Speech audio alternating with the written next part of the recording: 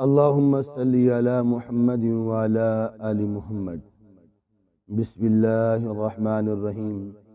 عن أبي أمامة إياس بن ثعلبة الحارثي رضي الله تعالى عنه أن رسول الله صلى الله عليه وسلم قال: من اقطع حق امرئ مسلم بيمينه فقد أوجب الله له النار وحرم عليه الجنة.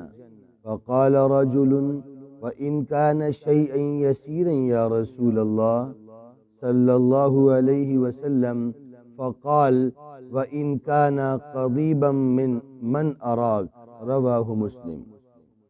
حضرت ابو امامہ ایاس بن ثعلبہ حارثی رضی اللہ تعالیٰ عنہ سے روایت فرماتے ہیں، بے شک رسول اللہ صلی اللہ علیہ وسلم نے فرمایا، جس نے کسی مسلمان آدمی کا حق جھوٹی قسم کے ذریعے سے قطع کر لیا، یعنی ناحق لے لیا، یقیناً اللہ نے اس پر جہنم کی آگ واجب اور جنت حرام فرما دی۔ ایک شخص نے کہا: اے اللہ کے رسول صلی اللہ علیہ وسلم، چاہے وہ تھوڑی سی چیز ہو؟ آپ صلی اللہ علیہ وسلم نے ارشاد فرمایا، اگرچہ پیلو کے درخت کی ایک شاخ ہی ہو۔ حقوق العباد غصب کرنے پر اتنی سخت وعید سے اس مسئلے کی اہمیت کو واضح کیا گیا ہے۔ جو شخص غصب حقوق کو جائز اور حلال سمجھ کر اس کا ارتکاب کرے گا، وہ یقیناً دائمی جہنمی ہے۔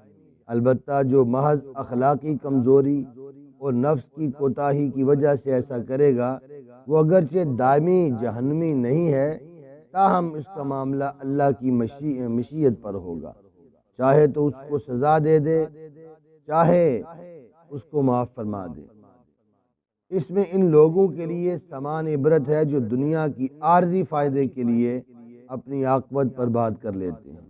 تھوڑی سی زندگی میں وہ ساتھ تو کچھ بھی نہیں لے کے جانا، لیکن کسی کی عیاشی پوری کرنے کے لیے وہ دوسروں کے حقوق غصب کرتے ہیں، کیونکہ اپنی جیب تو ان کی خالی رہنی ہے، قبر کے اندر تو کچھ ساتھ لے کر جانا نہیں، صرف اپنے پیچھے والوں کے لیے، اپنی اولاد کے لیے وہ ایک عذاب اکٹھا کر کے وہ چھوڑ جاتے ہیں جس کو بھگتنا مرنے والے کو ہوتا ہے۔